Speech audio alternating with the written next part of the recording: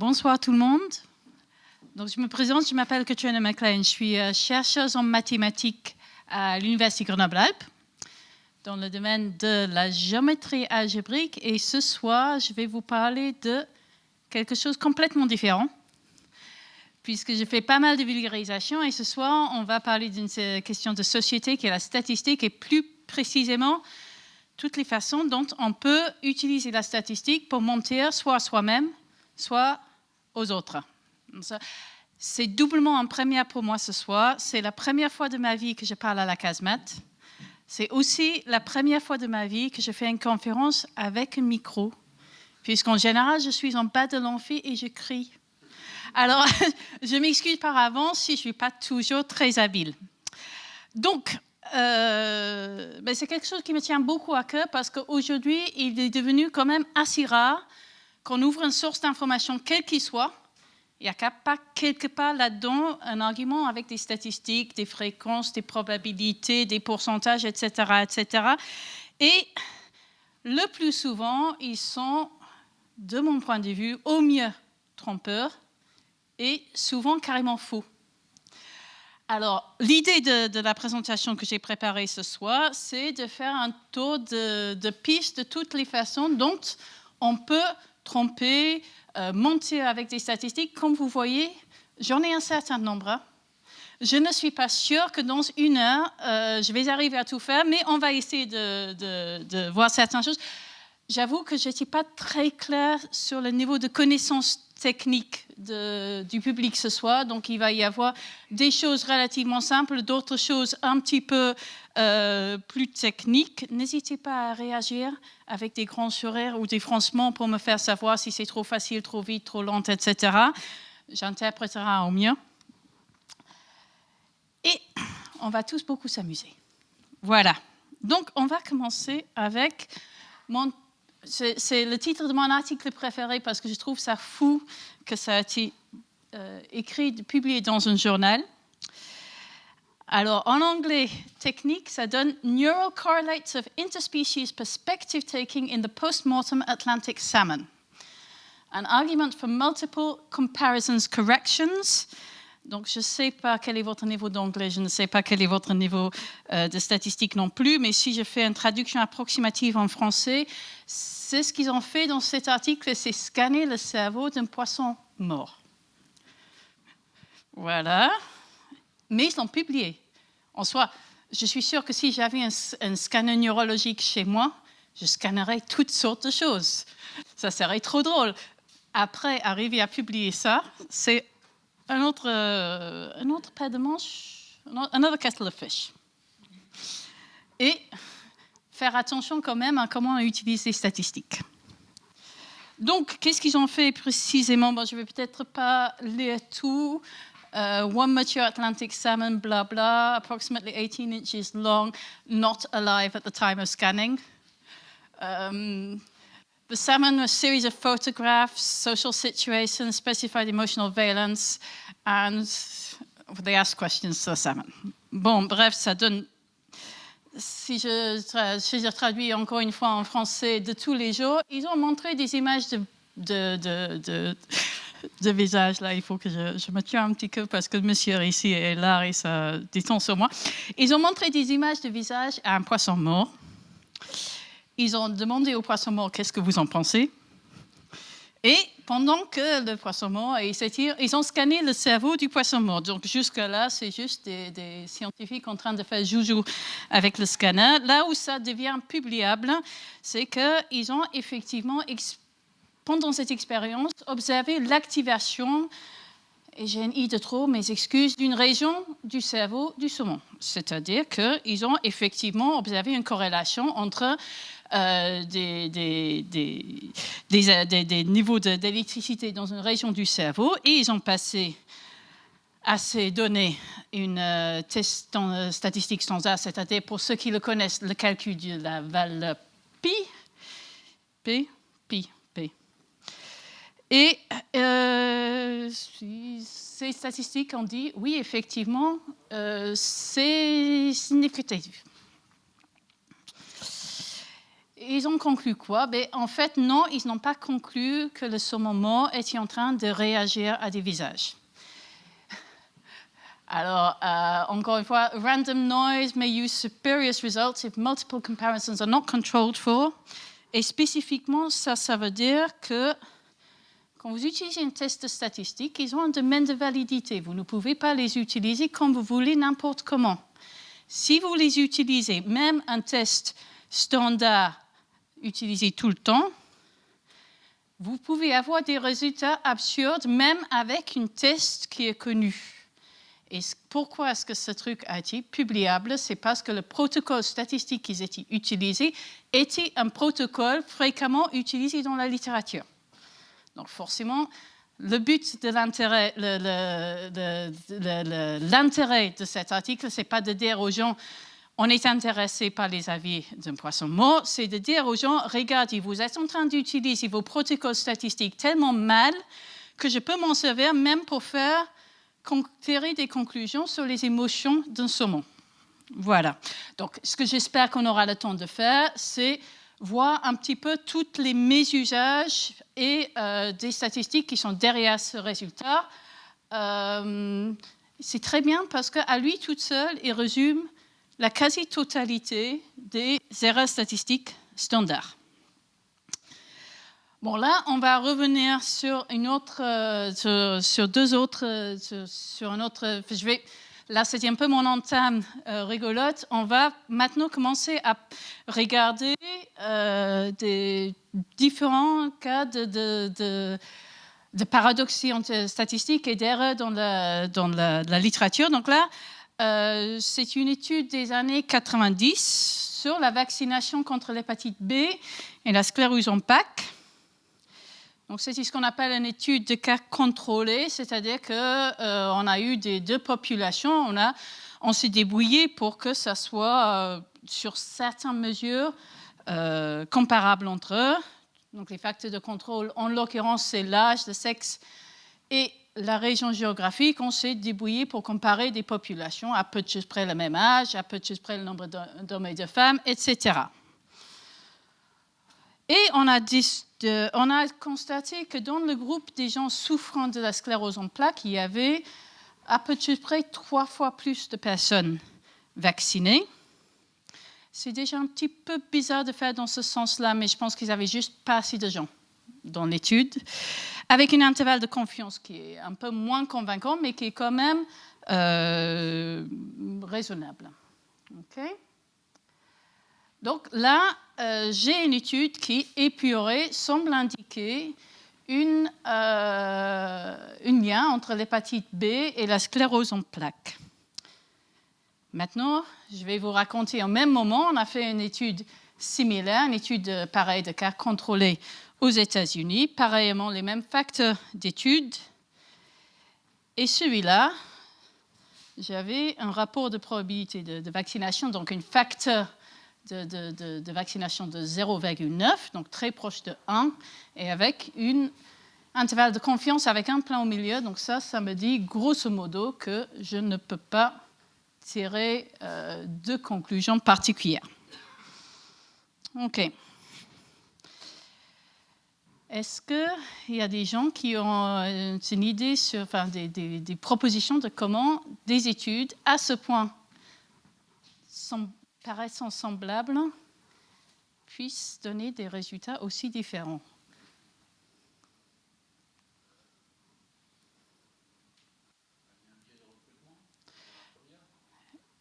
On va voir que oui, il y en avait, oui. Ouais. Donc, je reviens un petit peu sur des études, des exemples d'études qu'on aurait pu faire. Alors, je pense qu'il y a des gens pour qui c'est dans la salle pour qui c'est déjà très connu, mais je repasse en revue quand même. Je suis sûre que si je fais un sondage sur la question, je vais trouver que les gens qui possèdent beaucoup de briquets ont en général plus souvent un cancer du poumon que ceux qui n'en ont pas du tout. Et je ne pense pas qu'on pourrait conclure que les briquets étaient en eux-mêmes carcinogènes.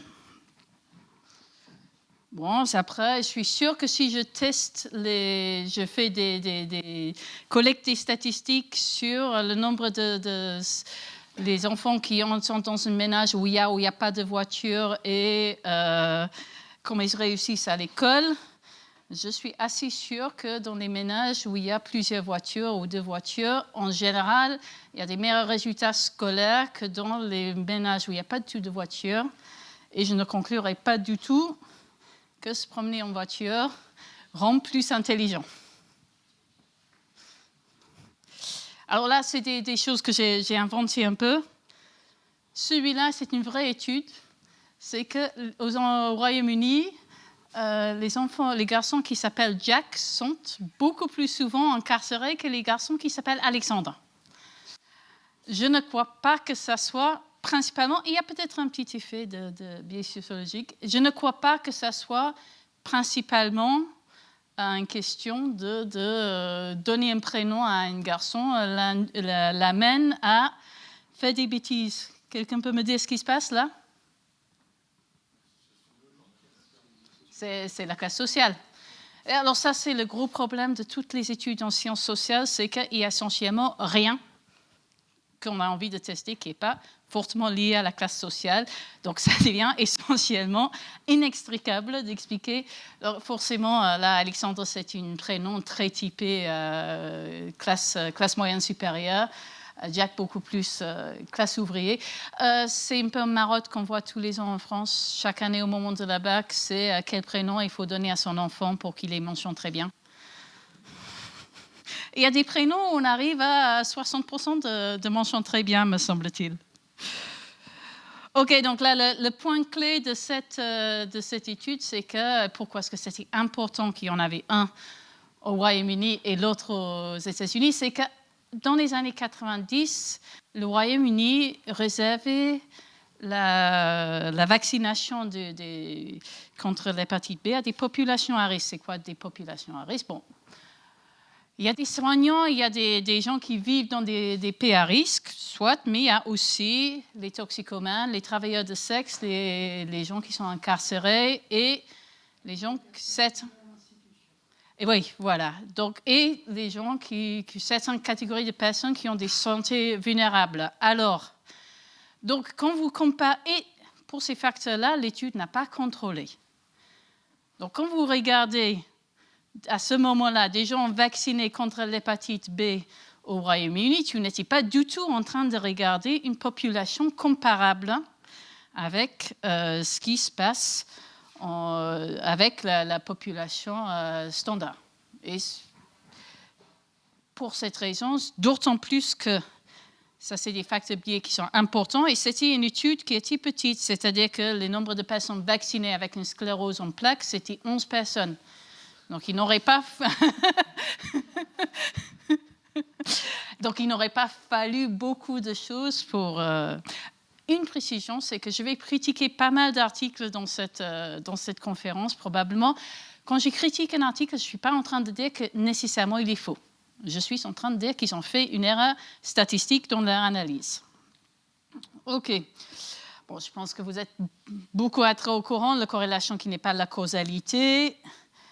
Beaucoup de façons d'avoir deux choses qui peuvent être liées sans que ça soit un lien de causalité. Donc, j'ai d'abord la causalité inverse, tu vois. Ça, pas si souvent qu'on le voit dans des erreurs, mais ça peut être le facteur qui nous intéresse, qui implique l'autre. Il y a un qui m'a beaucoup amusé il y a une vingtaine d'années au Royaume-Uni. Excuse-moi pour le faute.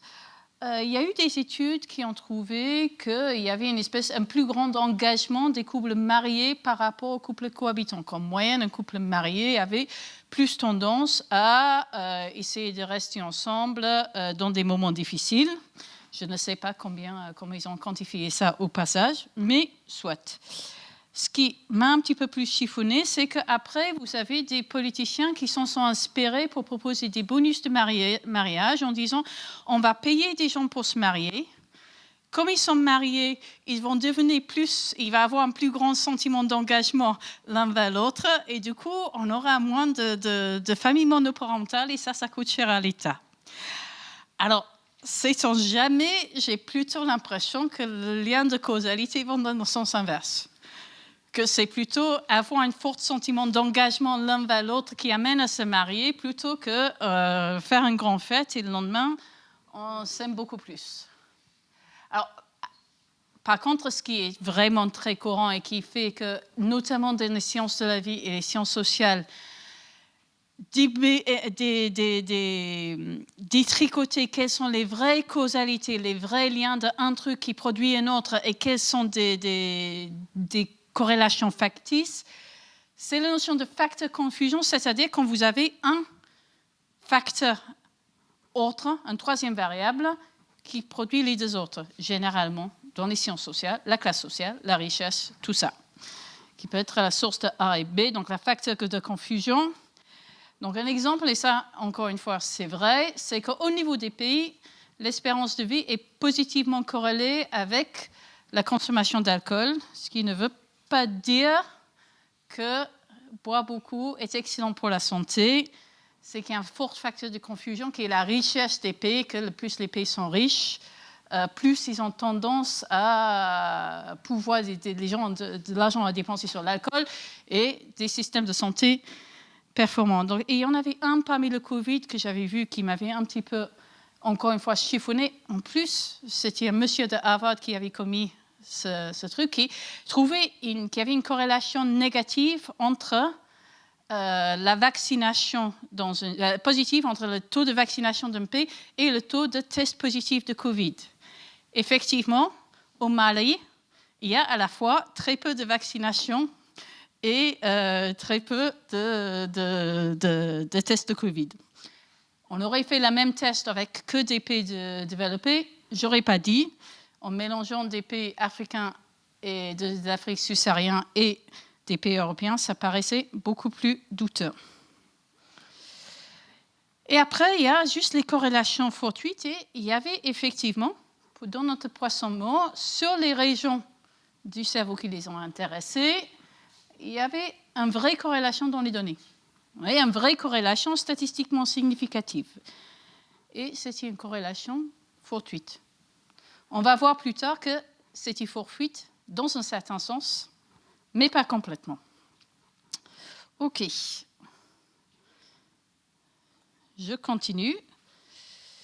Donc après, il y a beaucoup de questions aussi sur comment on peut concevoir des expériences pour éviter au maximum ce problème. Donc on a cet étalon d'or qui est l'essai qui est contrôlé et randomisé, où on va avoir, par exemple, un nouveau médicament. L'idéal serait d'avoir deux groupes, un qui reçoit le placebo, un qui ne reçoit pas, et qui sont tirés au hasard, de sorte que les mêmes groupes soient statistiquement vraiment comparables. OK. D'autres formes d'études peuvent être faites, l'étude des cas, l'étude prospective où on prend un grand groupe et on le suit sur le temps, et l'étude des cas contrôlés où on va suivre deux groupes qu'on a essayé de faire en sorte qu'ils soient le plus proche possible. Bon, le problème, c'est qu'on ne peut pas toujours deviner quel va être le facteur de confusion. Donc, ceux-là, ils peuvent parler d'une corrélation et ils disent beaucoup plus difficilement, est-ce que cette corrélation est une causalité? Est-ce qu'il y en a un qui produit l'autre? Bon, bien évidemment, cet essai contrôle randomisé, des fois, ce n'est pas possible techniquement, des fois, ce n'est pas possible éthiquement. Si, par exemple, imaginons une étude que j'ai vue, vous craignez que l'aspartame puisse être toxique pour l'embryon, le bébé en voie dans le ventre de sa mère, vous n'allez pas pouvoir faire une expérience où vous donnez à des femmes enceintes une substance dont vous soupçonnez qu'il est toxique pour le bébé. Le comité éthique, il va dire non. Donc, il y a tout un tas de situations dans lesquelles on ne peut simplement pas, et on est obligé de se rabattre sur ce qu'on peut faire. On fait au mieux. L'important, c'est toujours être conscient des problèmes de biais et pas prendre pour de l'argent comptant des résultats qui sont sujets à caution parce qu'on n'a pas pu s'extraire du problème de corrélation. OK ? Donc, juste un exemple de la littérature pour voir que ce cas n'est vraiment pas... Ce n'est pas un lubie de mathématicien. de se dire que si on ne fait pas des essais contrôlés, on va peut-être avoir des problèmes avec des corrélations visibles qui n'en sont pas des causalités. Donc, c'était dans les années 90, on avait espéré une efficacité des antioxydants, notamment les vitamines A et E, contre le cancer. Et notamment, il y avait eu une étude au début des années 80 qui avait trouvé une corrélation inverse. Donc là, pour le coup, une étude prospective. On regarde juste les gens, on teste le sang, on regarde ce qui se passe. On n'y arrive pas à faire c'est pas un contrôle randomisé entre niveau sanguin des vitamines et taux de cancer. Et notamment, ils avaient trouvé chez les gens avec des niveaux très bas sanguins très bas, un doublement du risque du cancer du poumon. OK. Puis après, donc, il y a eu beaucoup d'espoir que, voilà, je donne une pilule de vitamines et on fait baisser le cancer. Ça a l'air d'être très simple. Donc, on lance un essai, commencé contrôlé randomisé, commencé en 85, arrêté en 86, et qui avait trouvé des résultats exactement contraires du l'essai observationnel, dans le sens qu'ils avaient trouvé plutôt une augmentation du risque du cancer dans les gens qui avaient des supplémentations en antioxydants, notamment du cancer des poumons. Et alors, qu'est-ce qui est en train de se passer? J'imagine, je ne sais pas, j'imagine que les taux de vitamines dans le sang sont très corrélés avec le régime. Quand on mange beaucoup de vitamines, c'est qu'on a un régime sain. Ça va généralement avec le fait d'avoir une façon de vivre saine dans d'autres sens, donc probablement moins fumer.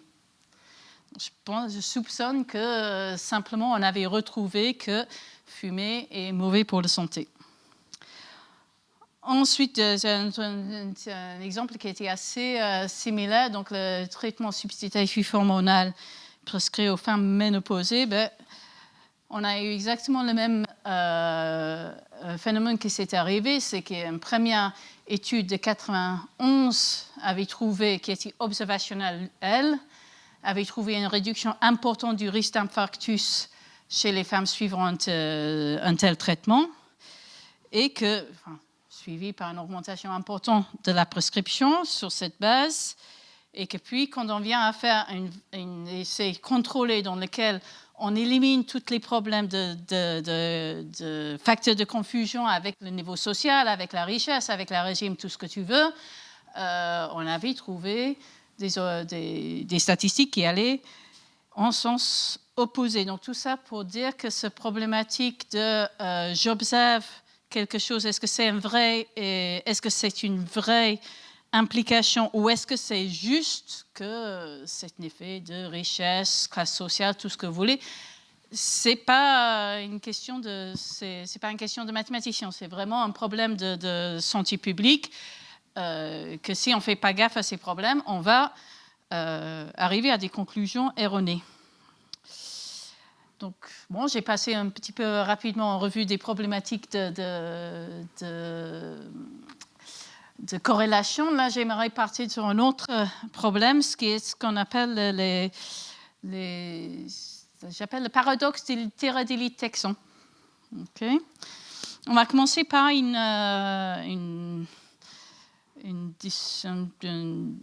imagination. Il y a une meurtre et un suspect et on a un seul élément à charge conséquent qui est un test d'ADN. Voilà. Et les fabricants de ce test nous disent qu'un innocent aurait une probabilité de 1 sur million d'avoir un résultat positif à ce test. Alors, vous êtes le jury. Est-ce que vous avez des réactions à cette situation?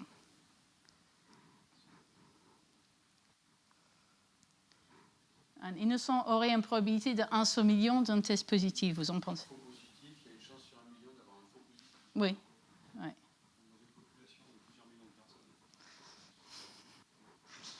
personnes. Voilà, le point de vue du statisticien, c'est que je ne peut pas répondre à cette question parce que là, il me manque de l'information. Je ne sais pas interpréter ce chiffre parce que je ne sais pas comment le suspect a été identifié. Voilà. Ou plutôt, donc dans un premier scénario, on imagine qu'il y a une test de petits groupes de personnes qui sont, imaginons, des voisins, donc le suspect. Dans ce cadre-là, trouver un test positif, c'est étonnant. Okay, j'ai une probabilité d'à peu de choses près 1 sur 100 000 d'avoir un test positif sans que ça soit vraiment le coupable. Et donc, dans ce cas, le fait d'avoir ce test positif, c'est vraiment une donnée forte. Okay? Si ensuite, voilà, j'ai trouvé mon suspect en passant l'échantillon dans une base de données qui, en l'occurrence pour le Royaume-Uni, peut contenir 4 millions de tests, là, ça n'a plus absolument rien d'étonnant de trouver des faux positifs. Là, je m'attends à ce qu'il y en ait 4. Et la probabilité, j'avais fait ça sur mon Apple avant de venir, la probabilité d'avoir au moins un innocent positif dans la base, c'est 90%. Voilà. Donc là, on est sur un scénario où le suspect est probablement innocent. Donc là, ce que je voudrais qu'on comprenne dans cet exemple, c'est que comment j'ai choisi le variable ou la personne ou quoi que ce soit que je suis en train de tester, comment j'ai choisi, ça compte. Et ça compte sur la façon dont je peux utiliser la statistique. OK? Donc ça, c'est une source assez féconde d'erreurs judiciaires. Puisque dans ce scénario 2, finalement, ce n'est pas grand-chose ce test ADN dans ce scénario. On a un suspect qui est probablement innocent et quand vous demandez aux gens, la plupart des gens ont le réflexe qu'il a une chance sur un million d'être innocent. Okay? Donc là-dedans, il y a deux paradoxes statistiques qui se cachent. Et la première, c'est ce qu'on appelle, j'aime bien, le paradoxe du terrain d'élite texan. Alors, c'est quoi le terrain d'élite texan? Les Texans ont la réputation, chez nous les anglo-saxons, d'être plutôt vantards. Donc, on raconte l'histoire d'un Texan qui tire au hasard sur un mur. Après avoir tiré, il va aller dessiner une cible autour de là où il a tiré et dire « Regarde, je suis un terrain d'élite ». Voilà. Et le sophisme du procureur, qu'on y arrivera dans un instant. Alors, pourquoi ce chiffre de 1 sur million, ce n'est pas pertinent? Donc, cet 1 sur million, c'est la probabilité, c'est quoi? C'est la probabilité d'avoir une corrélation fortuite avec un test. Okay? Quand je passe dans une base de données, je n'ai pas fait un test, j'ai fait 4 millions de tests. La probabilité de trouver un faux positif avec 4 millions de tests, ça n'a rien à voir, bien évidemment, avec la probabilité d'en trouver avec un seul test. Voilà ça. Plus généralement, c'est quoi un paradoxe de terrain d'élite texan? C'est une erreur statistique où on fait la chose suivante. Je fais un tas de tests. Je fais plein. Parmi tous ces tests, il y en a un qui me donne un résultat qui m'intéresse. Donc, je sélectionne cet unique test. Et puis, je fais une analyse statistique comme si c'était l'unique test que j'avais fait. Et je ne prends pas en compte le fait que, bon, voilà, j'en avais fait 1 million et j'ai choisi celui-là parce qu'il donnait des résultats intéressants. Une autre erreur qui est courante, qui est liée au paradoxe terrain d'élite sans être la même chose, c'est, quand je dis 1 sur 1 million, c'est la probabilité que je vais avoir un match si le suspect est innocent. Mais ça, c'est pas ce que je veux. C'est pas que je sais c'est pas que je sais que le suspect est innocent et je veux calculer la probabilité qu'il y a un match. Moi, je sais qu'il y a un match et je veux calculer la probabilité d'innocence. C'est pas la même chose. Je suis en train de faire les choses en sens inverse. OK? Alors, ce qui est rigolo, c'est que avec un test ADN avec une probabilité de faux positif de 1 sur million, ça, c'est un principe que les gens ont un peu du mal à comprendre. Mais si on fait la même chose avec un test plus faible, c'est évident pour tout le monde. Donc, on va imaginer qu'au lieu de savoir qu'il y avait un certain test ADN, on sait que le coupable a des cheveux roux. Alors, une innocence sur 20 serait roux. OK? Une innocence sur 20 serait roux. personne ne va lui dire que, imaginez que ça veut dire que toute roue a 95% de chances d'être coupable. Ce qui serait exactement le même raisonnement que de dire que si j'ai un test positif, j'ai qu'une chance sur million d'être... Quand je présente comme ça, c'est évident que c'est absurde. Et quand je fais avec quand c'est 1 sur million au lieu de 1 sur 20, ça change tout, y compris pour moi. Bon, c'est quelques cas d'études. C'est un problème qui est assez souvent réellement arrivé dans les tribunaux. Et un cas d'étude qui a été très important pour la jurisprudence, celui d'Ali Doheny, donc qui a été inculpé de viol dans les années 90. Et c'était exactement la situation que je viens de vous présenter, c'est qu'il y avait un seul élément à charge, essentiellement un test ADN, et il y avait d'autres éléments à décharge. Donc on était vraiment sur un cas où la question tournait vraiment sur quelle est-ce que la charge, le cœur du cas de la prosécution, c'est tellement peu probable qu'il aurait pu y avoir un test ADN positif si ce n'était pas lui. Alors déjà, il y a un truc qui m'intéresse, c'est qu'il y avait 2 experts statisticiens qui sont venus témoigner dans ce truc. Et ils ont eu des désaccords importants sur la fiabilité du test, donc la probabilité d'avoir un test positif s'il en était innocent. Il y avait un expert pour la prosécution qui a dit une puissance, donc une probabilité de faux positif de 1 sur 40 millions. Et l'expert pour la défense a dit une puissance de 1 sur 40 000. C'est quand même. Alors, message, ce n'est pas parce que quelqu'un est un expert qu'il détient la vérité. C'est-à-dire qu'il a fait un calcul, il a fait son calcul en faisant des hypothèses, puisque de toute façon, ces probabilités-là, on ne les sait jamais précisément. Donc, on a toujours fait des hypothèses, on a pris un modèle, et selon le modèle qu'on a pris, on peut avoir, surtout ce genre de chiffres, c'est assez difficile d'estimer. On peut, en prenant des modèles différents ou des facteurs qui nous intéressent différents, trouver des chiffres très différents. Et quand un expert vous parle, il ne vous dit pas « c'est ça », il dit « si on accepte telle hypothèse, tel modèle, c'est ça ». Okay. Et j'ai aussi un problème d'un expert scientifique qui a commis le sophisme du procureur, et ça, c'est quand même dommage pour un expert scientifique dans un tribunal à qui on a posé la question « est-ce que cette probabilité que vous citez est la probabilité que M. Doheny est innocent ?» et qu'il a répondu « oui ». Ce qui est dommage, parce que c'est faux. Et c'est un tribunal. Et ce sophisme du procureur a fait annuler la conviction. Je ne sais pas. Condamnation. Merci pour la précision. Je ne sais pas si M. Doheny est innocent ou pas. Je sais que l'annulation d'une condamnation est une bonne situation en aucun cas de figure. Parce que soit il est innocent et il a fait du tort sans nécessité, soit il ne l'est pas et il a été relâché par une erreur judiciaire. Bon, après, il y a un cas similaire, Sally Clark. Donc là, c'est une conviction pour le maître de ses 2 enfants. La défense, donc c'était un cas où les 2 enfants de la famille ont été trouvés morts dans le lit à l'âge de 2 mois. Donc, la défense disait que c'était un cas de double mort subite du nourrisson.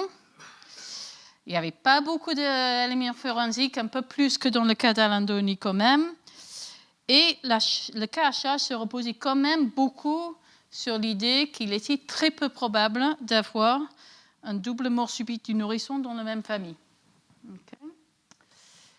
Donc là, encore une fois, on avait une présentation des statistiques assez trompeuses, encore une fois, un peu moins qu'avec Doheny. Un chiffre a été cité d'une probabilité de double mort subite du nourrisson, encore une fois par un expert statisticien qui aurait dû savoir mieux, de 1 sur 73 millions. Donc ça, c'est un chiffre qui est assez sujet à la caution. Je vais revenir après sur comment ça a été calculé. Il y avait de gros problèmes à mon sens, parce qu'il y a d'autres personnes qui ont fait des estimations de aussi basses que 1 sur 100 000. Bon, 1 sur 100 000, ça ne paraît pas beaucoup, mais ça veut dire que on s'attend à ce qu'il y en ait plusieurs au Royaume-Uni. C'est pas ça, voilà. C'est quand même une grosse différence du point de vue. Et il a été, par ailleurs, sous-entendu, encore une fois, une erreur je suis désolée, que ce chiffre était vraiment la probabilité que Sally Clark était innocente. Voilà. Donc, il y avait un appel basé sur ces présentations trompeuses qui a été refusé, sauf qu'il y a eu des éléments médicaux dans le dossier qui ont été retrouvés après coup, qui ont amené à la libération en 2003 de Sally Clark. Bon, là, j'aimerais bien qu'on revienne un petit peu sur... on va revenir d'abord un petit peu sur le paradoxe texan et le poisson mort. Donc, qu'est-ce qui se passe quand on scanne le cerveau de qui que ce soit, mais en particulier un poisson mort? Je vais produire des masses de données. Absolument des masses. Je vais avoir 130 000 voxels. Donc, il va y avoir 130 000 points dans le cerveau qui vont être analysés. Okay. Forcément, dans 130 000, juste par bruit, il va y en avoir qui apparaissent avec des corrélations fortuites. Si j'ai 130 000 données aléatoires, dans le lot, il va y en avoir qui montrent une corrélation. Et je vais en générer tellement des corrélations fortuites que dans le lot, il va y en avoir qui forment des clusters. Okay. Qu'est-ce qui s'est passé dans ce papier? C'est qu'ils ont identifié un cluster de corrélation fortuite, puis ils les ont analysés comme si en utilisant la valeur P qui est fait pour un test. C'est essentiellement... le problème étant qu'il y a énormément d'articles qui sont faits sur qui ont été faits sur ce genre de scan où on peut faire exactement ça.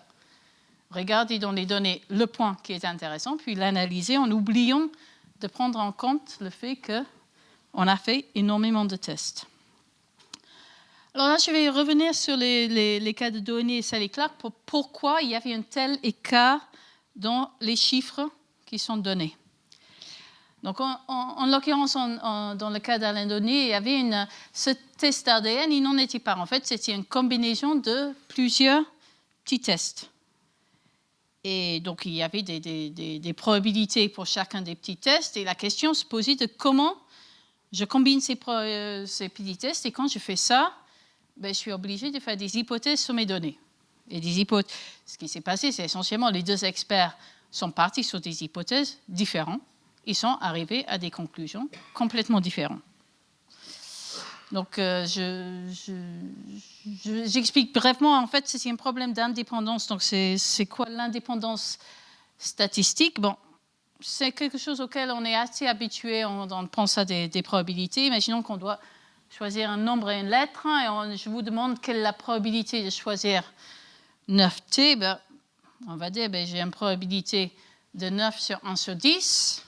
J'ai une probabilité que c'est un T de 1 sur 26, donc j'ai multiplie et j'obtiens une probabilité de 1 sur 220. C'est ce qui est totalement raisonnable ici.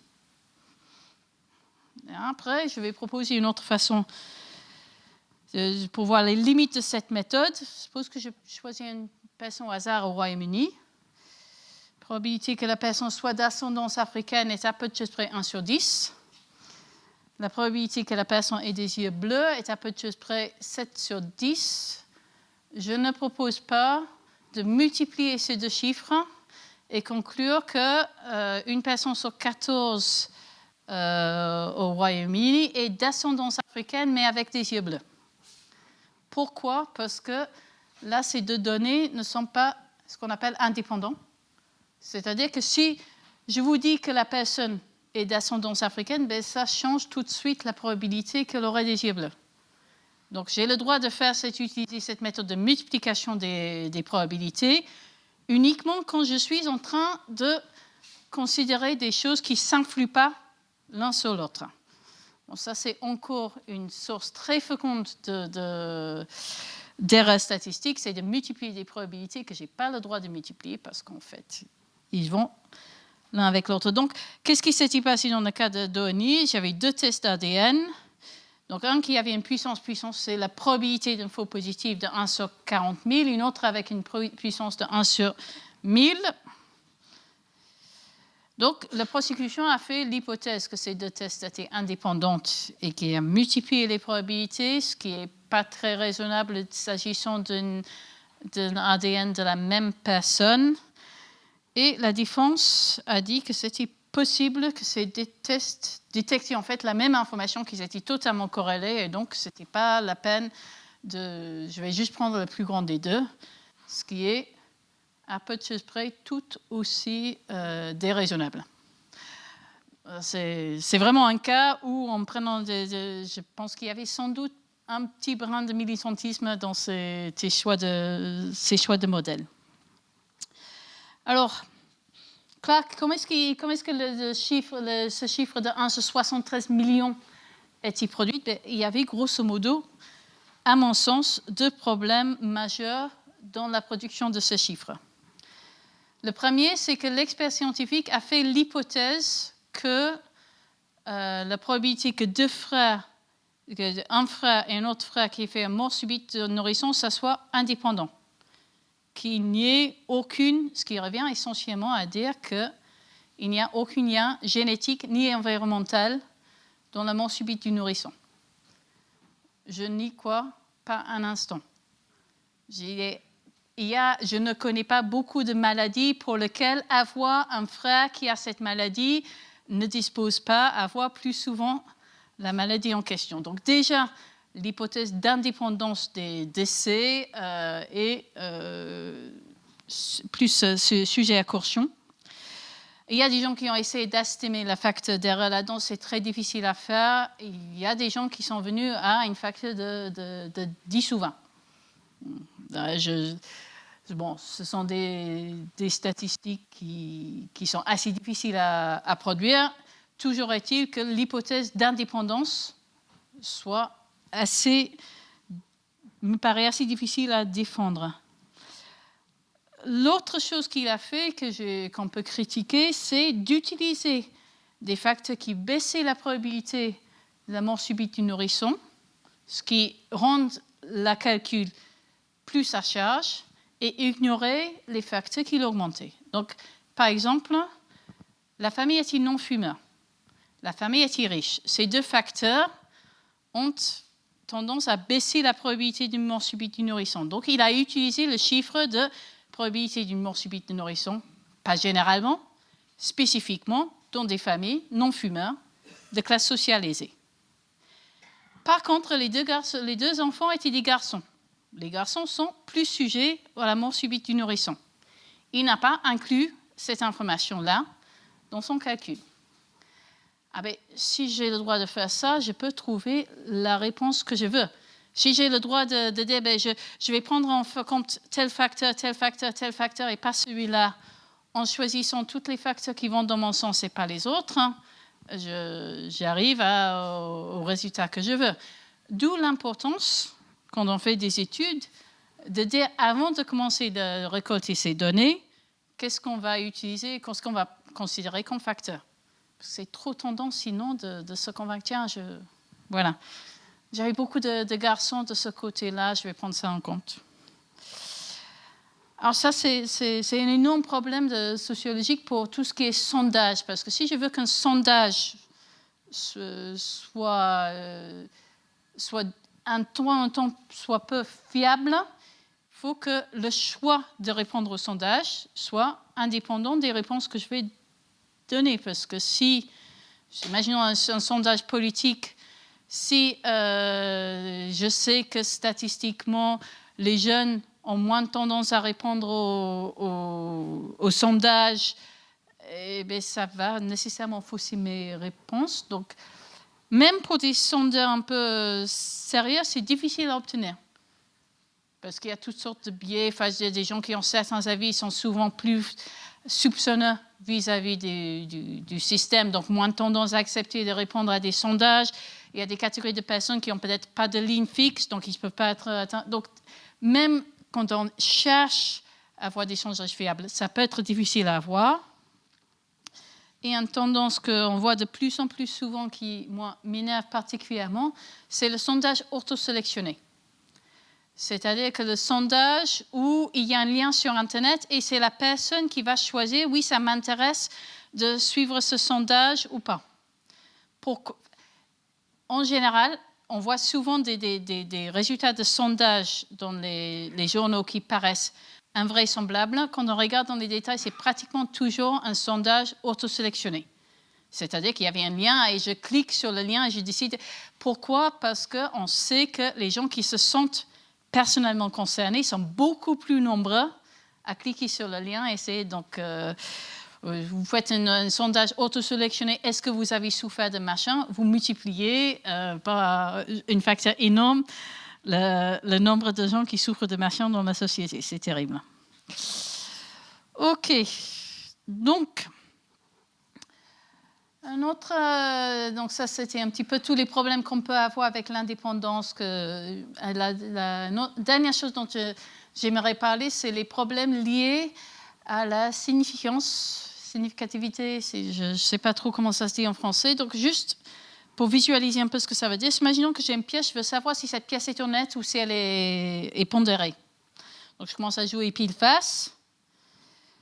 Si j'ai deux lanciers qui font face, et je dis, ah, regarde, ma pièce est biaisée, vous allez me rire à la figure. Si je fais une centaine de lancers et je tombe tous face, là, vous allez me dire, mais oui, elle est pas bien, votre pièce. Et qu'est-ce qui se fait si je fais une centaine de lancers, j'ai 50 de face, ben là, probablement non concluant. Et puis après, qu'est-ce qui se passe si j'ai 58 faces, 62 faces, 70. À quel moment, je veux dire, quand c'est très proche de la demi, on va dire non, ça c'est juste du bruit.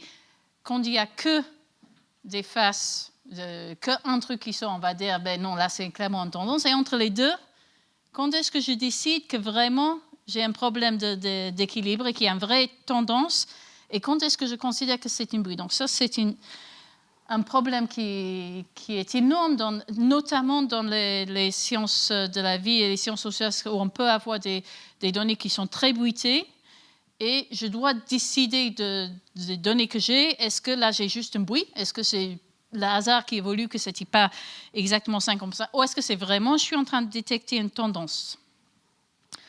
Et les statisticiens, on se sert en nombre, donc ce nombre qui s'appelle la valeur P, pour s'aider à décider si on va considérer quelque chose que... Cette valeur, c'est quoi? Quelle c'est la probabilité de voir des résultats un peu comme ça si c'était vraiment aucun lien. Okay? Donc, c'est une mesure de l'improbabilité dans le cas de l'hypothèse nulle, c'est-à-dire l'hypothèse qu'il n'y a pas de lien. Et la convention qu'on a, c'est qu'on va considérer qu'un résultat est significatif si on a une probabilité P de moins de 5%. Donc, c'est-à-dire que si c'est des résultats qu'on verrait normalement moins souvent qu'une fois sur 20, on va considérer qu'il existe quelque chose. 5%, c'est quand même assez élevé. Ça veut dire que si vous faites des expériences une fois sur 20, vous allez avoir des résultats positifs qui n'en sont pas. Donc ça, c'est un indicateur utile, mais sans doute un peu trop utilisé. Je veux dire, c'est-à-dire que ce 5%, c'est un peu arbitraire, et il n'y a pas c'est pas vraiment que 4,9 est radicalement différent de 5,1, mais il a bien fallu mettre le bar quelque part. Déjà, une petite remarque de linguistique. Donc, on va parler souvent dans l'analyse des données scientifiques de statistiquement significatives. Significatif ici ne veut pas dire ce qu'il veut dire dans le langage courant. Ce qui est un peu bête, mais c'est comme ça. Voilà. Donc, quand je dis qu'il y a statistiquement significatif, ça veut dire après avoir analysé mes résultats, je suis raisonnablement confiant qu'il y a vraiment un effet. Alors, ce que ça ne veut pas dire du tout, c'est la taille de l'effet.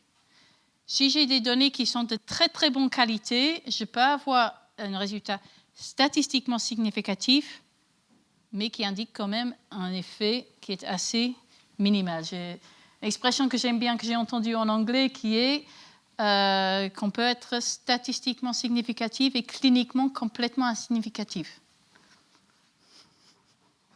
C'est-à-dire que je peux être sûr qu'il y a un effet et cet effet est minime. Ça, voilà.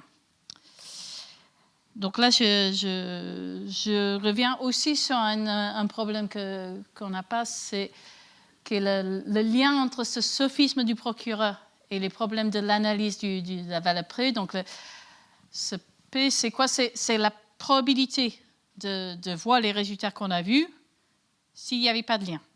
Moi, c'est pas ça que je veux voir. Je veux savoir s'il y a un lien ou pas. Donc, c'est pas la preuve, et ça, c'est ce que je veux vraiment savoir. Donc, quand je suis dans le cas de figure d'une hypothèse que je teste qui est plausible, ces deux choses-là sont proches. Si mon hypothèse que je suis en train de tester n'est pas plausible, c'est très possible d'avoir P qui est petit et pourtant aucune chance que mon hypothèse soit vraie. Voilà, donc là, le sophisme du procureur, il a quitté le tribunal pour arriver dans le laboratoire. Ok, donc ça c'est bon. Là, c'est le slide le plus technique. Ceux qui sont des scientifiques vont en avoir pour la valeur. Donc, ce que j'ai vraiment envie de dire, c'est la valeur positive prédictive. C'est-à-dire que moi, ce que je veux savoir, c'est quelle est la probabilité que mon hypothèse, la chose que je suis en train de tester, est faux. Okay? Le problème, c'est que ça, je ne peux pas calculer. Ça, c'est le problème de toute la statistique, c'est que je tourne autour de façon d'estimer quelque chose que je ne peux pas calculer parce que j'aurais besoin de savoir quelle était mon estimation de la probabilité avant de faire... donc, voilà. Donc, quand je dis qu'une valeur P de 5%, ça veut dire que ça ne serait pas très probable de ne pas avoir de lien et j'avoue ces résultats. Le problème, c'est que je sais qu'il y a deux choses. Un, soit il n'y a pas de lien et j'ai eu ces résultats fortuits. Donc ça, mon P de 5% me dit que j'ai une probabilité de pas plus que 5% d'avoir ça. Et l'autre possibilité, c'est qu'il y a un lien et je l'ai trouvé. Donc, moi, ce qui ne m'intéresse pas, ce n'est pas tellement que ça la probabilité du premier lien, c'est d'avoir la probabilité, de comparer les probabilités. J'ai deux événements, il y en a un qui est arrivé, je me pose la question, lequel était le plus probable? Et moi, le problème qu'on peut avoir, c'est que si cette deuxième possibilité, la probabilité, il existe un lien et on l'a trouvé, si ça c'est vraiment très peu probable, il peut toujours être moins probable que 5%. Et dans ce cas, comme mon hypothèse de départ est vraiment pas plausible du tout, même un valeur P de 5%, ça ne correspond pas à une grande probabilité que j'ai vraiment trouvé un lien. Donc si je reviens sur mon cas de poissonnement, on va oublier le problème des multiples tests et tout ça. Même si j'avais regardé juste un seul donné et j'avais trouvé des résultats statistiquement significatifs à 5%, si on me dit, soit vous avez trouvé des résultats qui n'ont que 5% de chances d'arriver, soit votre poisson mort a un avis sur les visages, j'aurais quand même considéré probable que c'est plutôt que j'ai trouvé 5%, je suis tombée dans les 5% de chances où il y avait une faux positive. Okay. Donc là, on va revenir sur des choses sur la valeur P un tout petit peu moins technique. Donc un autre article sur la vaccination de l'hépatite B. Donc, je traduis globalement, ils disaient qu'ils n'avaient pas trouvé d'association entre la vaccination et la sclérose en plaques, globalement. Par contre, ils ont regardé à long terme, ni en fonction du nombre d'injections, ni en fonction du type de vaccin. Mais puis après, quand j'ai regardé que les gens qui sont allés au bout de la vaccination, et je regardais que les gens qui ont eu la sclérose en plaques dans les 3 ans qui ont suivi la vaccination, et je regarde ce qui se passe avec un vaccin en particulier, là, je trouve un lien. Alors, qu'est-ce qui ne va pas vraiment dans cette analyse? Donc, si je n'ai pas de lien, et je dis que mon coupure pour considérer que ces résultats sont valables, c'est 5%, ça veut dire que je vais avoir un faux positif une fois sur 20. Dans l'article que je viens de parler, les données ont été analysées selon le type de vaccin, selon le nombre d'injections, selon que les gens sont allés au bout de ce qu'ils sont en train de faire et la date auquel a débuté la sclérose en plaques. C'est-à-dire qu'ils ont probablement fait des analyses sur au moins 20 séries de données. Si tu es en train de faire une série d'une vingtaine de données et vous avez un qui donne P égale plus petit que 5%, ben c'est exactement ce à quoi je m'attendrais s'il n'y avait pas de lien. Puisque quand il n'y a pas de lien, ce protocole-là, il va te donner une faux positive une fois sur 20.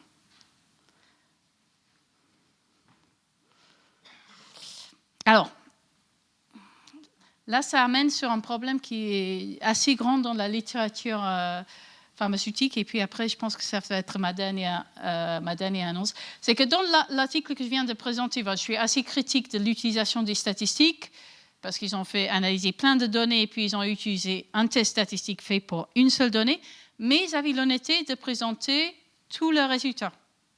Ce qui veut dire que moi qui regarde ce qui est en train de se passer ici, je peux dire ils ont fait une vingtaine de tests et ils ont utilisé P égale 5% et ça ne va pas. OK. Imaginons qu'ils avaient fait exactement la même chose, mais ils avaient publié uniquement la série de données qui a donné un faux positif. Si vous faites ça, personne qui lit l'article est capable de voir qu'il y a un problème. Donc ça, on appelle ça en anglais cherry picking. Cherry picking, c'est quoi? C'est-à-dire que j'ai des données qui sont moyennes et je les enjolive. Et je les enjolive comment? C'est-à-dire que je prends plein de données. C'est encore le paradoxe du terrain de détection. Je choisis le truc qui m'intéresse et je ne publie que ça. Voilà. Et le problème, c'est que tout le monde a intérêt à le faire, public comme privé. Public parce qu'on a toujours on a publish ou perish, et privé parce qu'il y a des sous à la clé.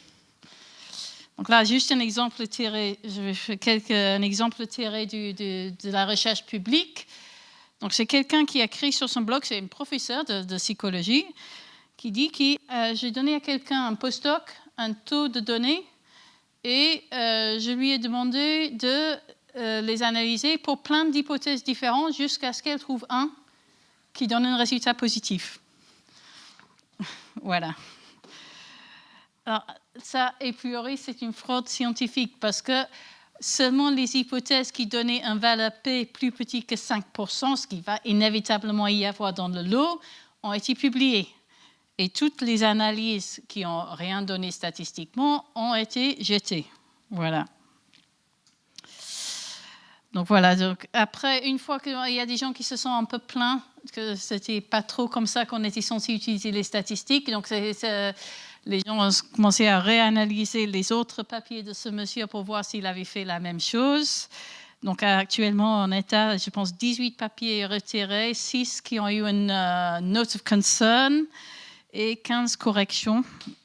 Et ce monsieur a démissionné il y a 4 ans de son poste de professeur. Bon, c'est aussi très, très tentant pour les compagnies pharmaceutiques qui, eux, ont la puissance de terre financier de pouvoir multiplier les tests, les études. Donc, il y avait un article qui a trouvé que ils ont regardé tous les tests sur enfants qui étaient enregistrés dans une base de données gouvernementale. Ils ont dit que 50% ne sont jamais allés jusqu'à la publication. Difficile de ne pas soupçonner que tous les articles qui ne vont pas dans le sens sont en train d'être oubliés au fond d'un tiroir. Il y avait un autre truc similaire, des chercheurs qui ont regardé tous les résumés présentés à une grande conférence qui mentionnait un financement industriel, et il y en avait 45, et ils ont tous trouvé que le mécène avait un bon produit. J'ai du mal à croire, statistiquement, que le mécène avait toujours la meilleure drogue. Je soupçonne que les articles qui n'allaient pas dans le bon sens étaient simplement peu publiés, mais ça, c'est un problème. Parce qu'après moi, si je veux savoir ce que je pense d'un article, j'ai besoin de savoir combien d'études ont été faites. On n'analyse pas statistiquement les résultats de la même façon selon qu'on a fait un test ou selon qu'on en a fait 10 et on a sélectionné celui-là parce que c'était le meilleur. Et donc voilà, une dernière étude de cas. Donc c'était une méta-revue d'un antidépressant qui a été publiée dans le BMJ en 2010. Et ce qui est donc une méta-revue, le principe, c'est que quelqu'un va regarder tous les articles qui sont publiés sur une donnée. Elle va faire une espèce de revue des revues. Et ce qui était particulier dans celui-là, c'était que les gens se sont amusés à aller chercher les données non publiées. Donc, ils ont réussi à trouver les tests qui ont été faits sur ce molécule et qui n'avaient pas été... Les tests avaient été faits, mais pas publiés. Donc, il y avait 3 quarts des tests qui n'avaient jamais été publiés. Et une fois que ces tests-là étaient inclus dans la méta-revue, on ne trouvait pas un meilleur effet que placebo de ce médicament, qui était d'ailleurs pas particulièrement bien toléré, mais par contre, les articles publiés globalement trouvaient reboxétine efficace. Donc ça, c'était mon dernier exemple dans le message. En fait, ne pas faire n'importe quoi avec la statistique, c'est important. Je vous remercie beaucoup de votre attention.